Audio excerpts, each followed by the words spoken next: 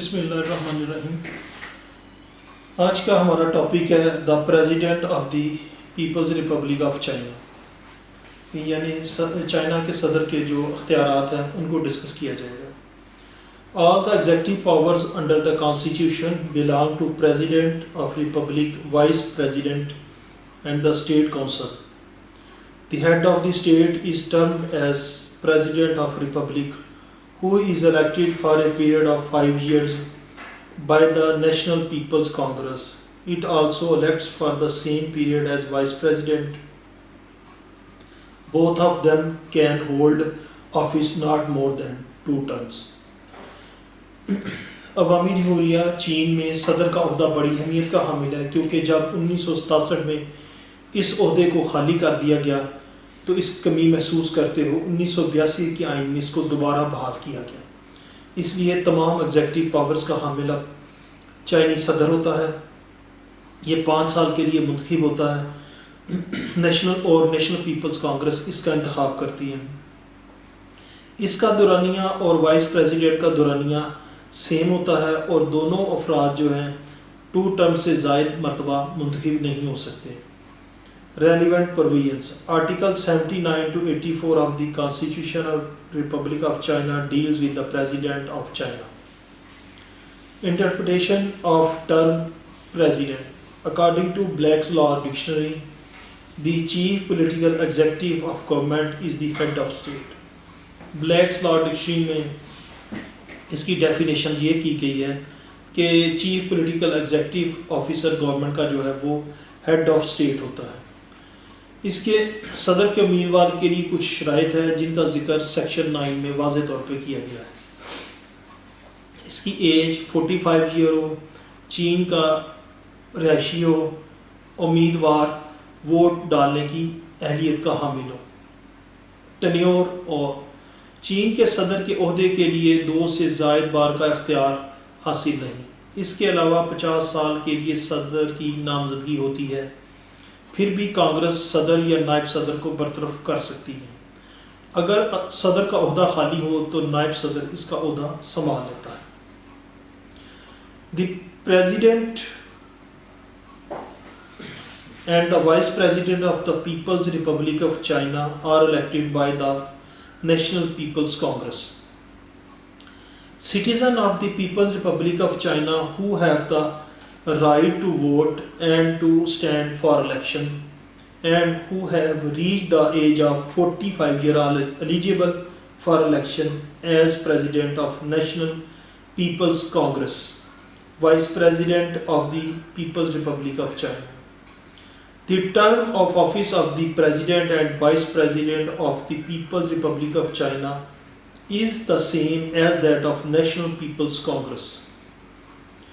جیسا کہ پہلے بھی بیان کیا ہے کہ صدر نائب صدر کا ٹینیور ایک ہی کنسیڈر ہوگا، وہ 2 بار سے زائد منتخب نہیں ہو سکتے۔ And they shall have served no more than 2 consecutive terms. Powers under Article 80.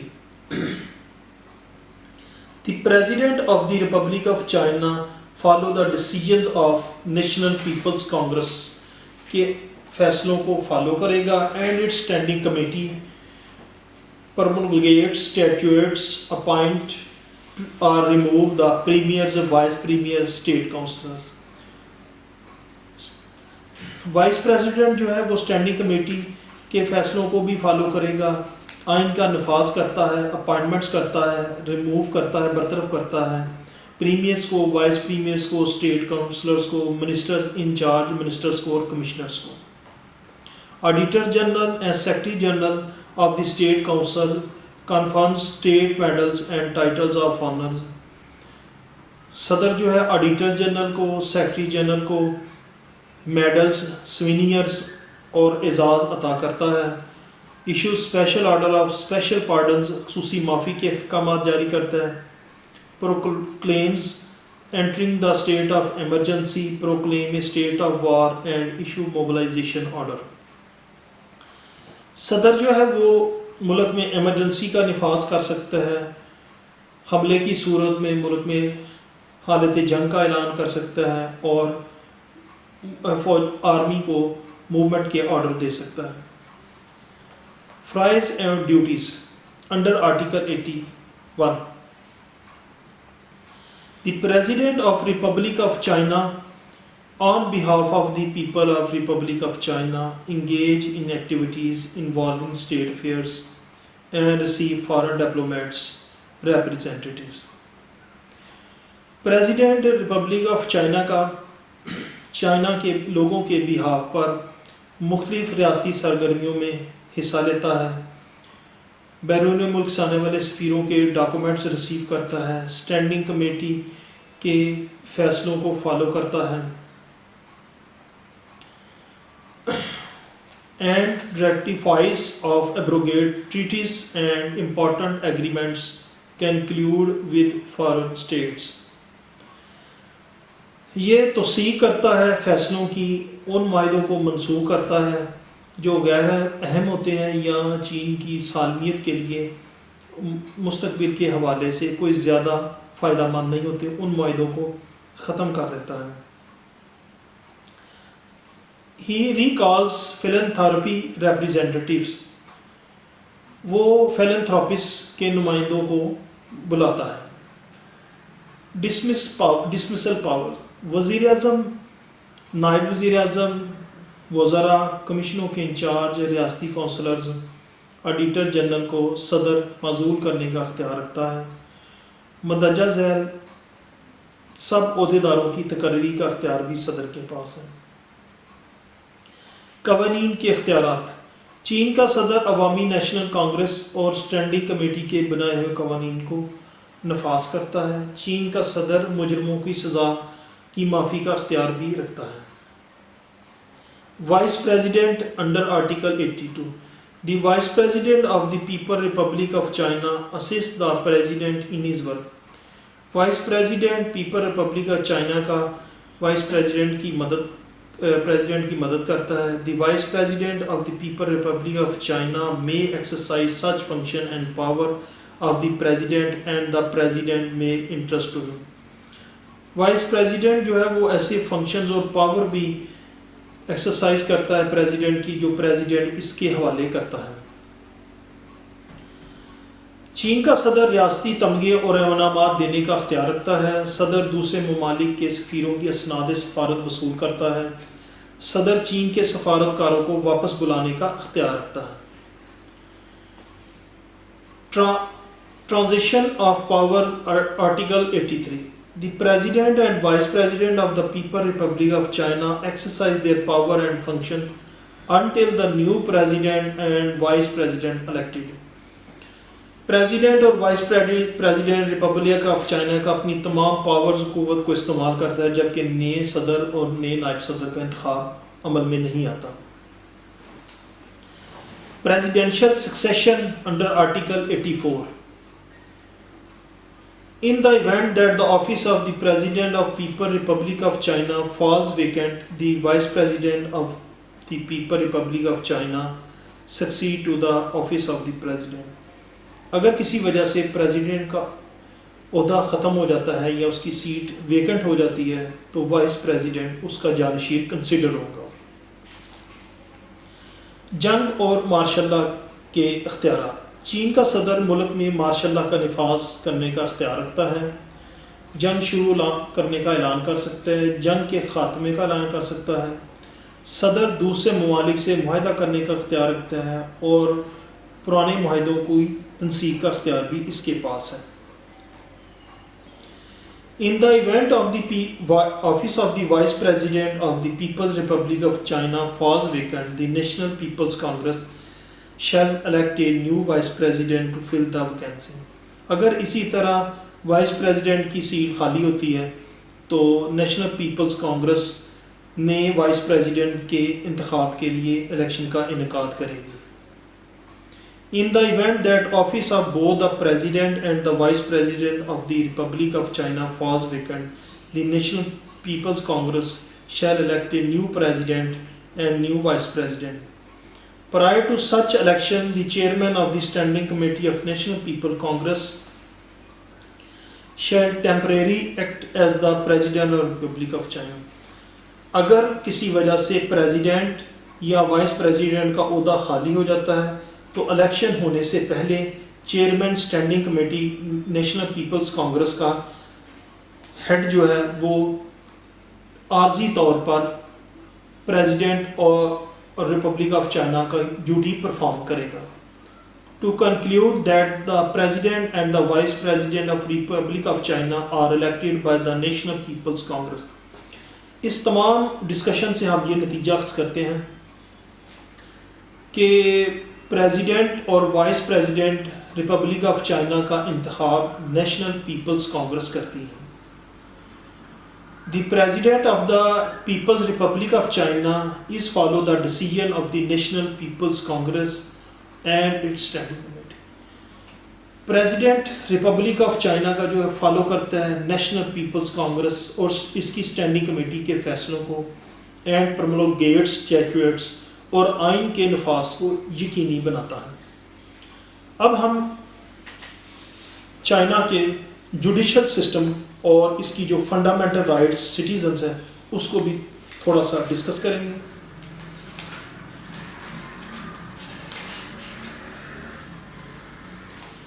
Fundamental rights are the basic rights of the citizens. In the Constitution of the People's Republic of China, the list on fundamental rights has been given. Every democratic state recognizes the fundamental rights its citizens. Such rights cannot be suspended or vanished, other than if the state itself is in danger. Fundamental rights جو ہے ہر شہری کا بنیادی حقوق ہے اور republic of China میں عوام کے بنیادی حقوق سے متعلق مکمل طور پر لسٹ فراہم کی گئی ہے. ہر جدید جمہوری ریاست میں عوام کو بنیادی حقوق فراہم کیے جاتے ہیں. ایسے رائٹس نہ تو سسپینڈ کیے جا سکتے ہیں نہ ہی انہیں ختم کیا جا سکتا ہے سوائے اس کے کہ ریاست کا اپنا وجود خود خطرے میں پڑ جائے. اس کی جو اس آرٹیکل جو پروویژنس ڈیل کرتی ہیں وہ article 33 to 56 of the Constitution Republic of China deals with the fundamental rights and duties of the citizen. Meaning of fundamental rights. According to Black Law Dictionary, a right derived from natural or fundamental law. اس میں black لا dictionary میں بیان کیا گیا کہ یہ ایک ایسا right ہے جو قدرتی اور بنیادی قوانین سے اخذ کیا گیا ہے. Definition of fundamental rights. Those rights which have their source in their federal constitution and which are explicitly or implicitly granted are called fundamental rights. یعنی یہ وہ رائٹس ہیں جو کسی بھی ملک کے بنیادی قانون سے آئین سے اخذ کیے جاتے ہیں اور جو ظاہری اور معنوی طور پر جن کی گارنٹی دی جاتی ہے ان کو فنڈامنٹل رائٹس کہتے ہیں. اور ان رائٹس کی آئین میں مکمل طور پر وضاحت بھی موجود ہوتی ہے. Explanation. A right is an interest recognized and protected by law. ایک ایسا قانون جو مکمل طور پر انتھینٹک ہے، ریکگنائزڈ ہے، پارلیمنٹ سے پاس ہے، اس کی حفاظت کی جاتی ہے قانون کے ذریعے. It can be created and enforced by constitutional provisions. اس کا نفاذ عمومی طور پر آئینی شکوں کے ذریعے کیا جاتا ہے. When a right is safeguarded by constitutional guarantee, it is called fundamental. جب a right کو سیف گارڈ کیا جاتا ہے آئینی تحفظ کے ذریعے اس کو فنڈامنٹل رائٹ کہتے ہیں. Such a right cannot be taken away, suspended or finished. ایسے رائٹ کو کسی طور پر نہ واپس لیا جا سکتا ہے، نہ معطل کیا، نہ ہی سے ختم کیا جا سکتا ہے اس چیز کو جو واضح طور پر آئین میں بیان کر دی گئی. Fundamental rights of citizens. Citizenship Article 33. All persons holding the nationality of the People's Republic of China are citizens of Republic of China. All citizens of Republic of China are equal before law. تمام شہری جو چین کی شہریت کے حامل ہیں، چین کے شہری ہیں، بنیادی حقوق کے وہ ضامن ہیں، اور تمام چین کے شہری جو ہیں وہ قانون کی نظر میں مساوی اہمیت کے حامل ہیں. Every citizen is entitled to the rights and at the same time must perform the duties prescribed by a constitution and the law. ہر شہری یہ اس چیز کا مستحکم ہے کہ وہ اپنی ڈیوٹیز مکمل طور پر آئین کے دیے ہوئے مسودے کے مطابق پرفارم کریں. The state respect and preserve human rights. State جو ہے عزت کرتی ہے، محفوظ کرتی ہے انسانی زندگی کو اور ان کے حقوق کو. Voting requirement under article 34. All citizens of the People's Republic of China who have reached the age of 18 have the right of vote and stand for election regardless of ethnic status, race, sex and occupation. تمام شہری China کے جو 18 سال کی عمر کو پہنچ چکے ہیں وہ ووٹ کاسٹ کرنے کا رائٹ رکھتے ہیں اور الیکشن کنٹیسٹ کر سکتے ہیں مذہب، جنس، پیشے کے برعکس.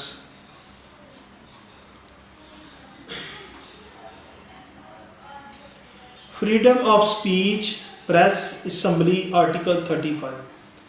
Citizens of the People's Republic of China enjoy freedom of speech, press, assembly, association, of procession and of demonstration.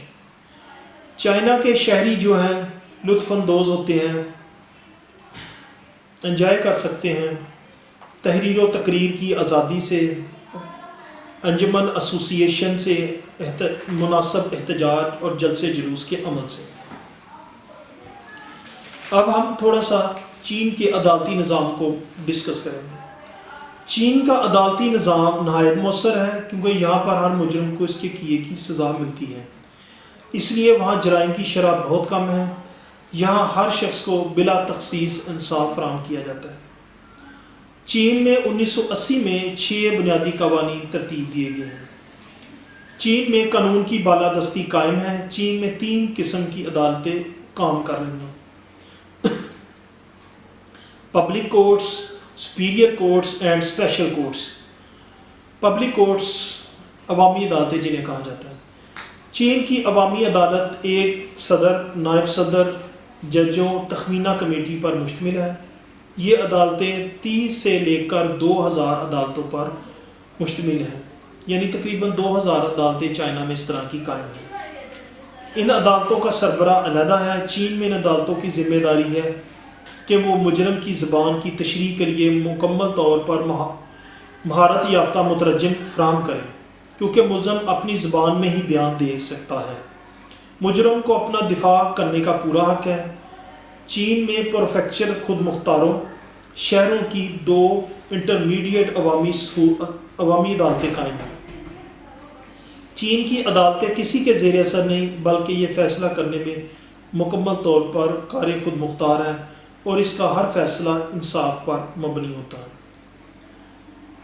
آگے ہم ان کی تھوڑی سی ڈیوٹیز کو دیکھتے ہیں. ان عدالتوں میں جوڈیشل کمیٹیاں ہوتی ہیں جو مرکزی جمہوریت پر عمل درآمد کرواتی ہیں اور پیچیدہ مقدمات کی سماعت کرتی ہیں. عوامی عدالتیں قانون کی پاسداری اور انصاف فراہم کرتی ہیں. ملزم کو اپنے دفاع کے لیے ذاتی صفائی وکیل سرپرست پیش کرنے کا اختیار ہے. اگر نہیں کر سکتا تو عدالت وکیل کا بندوبست کرے گی. قانونی کارروائی میں بلا رنگ نسل سب کو شامل کیا جائے گا، یعنی قانون سب کے لیے ایک جیسا ہے، اس کا احترام لازمی ہے. عدالتوں میں مقدمات کی سماعت کھلے عام ہوگی سوائے کچھ کیسوں کے جن میں چھوٹی عمر کے بچے، ذاتی معاملات یا ریاست کے راز کی بات ہو. سپیریئر کورٹس، عدالت عظمیٰ، یہ چین کا سب سے بڑا عدالتی ادارہ ہے. سب عدالتیں اس کے زیر اثر کام کرتی ہیں. عوامی کانگریس اس کے صدر کو منتخب کرتی ہے. کانگریس اس صدر کو 5 سال کے لیے مقرر کرتی ہے، لیکن 2 بار سے زائد انتخاب ممکن نہیں. کانگریس ہی صدر کو معزول بھی کر سکتی ہے. اس کے علاوہ نائب صدر ججوں کی تقرری اسٹینڈنگ کمیٹی کے مشورے سے کی جاتی ہے. انہیں معزول بھی کر سکتی ہیں. عدالت عظمیٰ تمام عدالتوں کی نگرانی کے ساتھ ساتھ ان کے فیصلوں کے خلاف اپیلوں کی سماعت بھی کرتے ہیں. طلبہ، امید ہے آپ کو آج کے لیکچر کی ایکسپلینیشن وضاحت ہوگی. انشاءاللہ نیکسٹ ٹائم اگلے لیکچر کے ساتھ پیش ہوں گے. اللہ حافظ.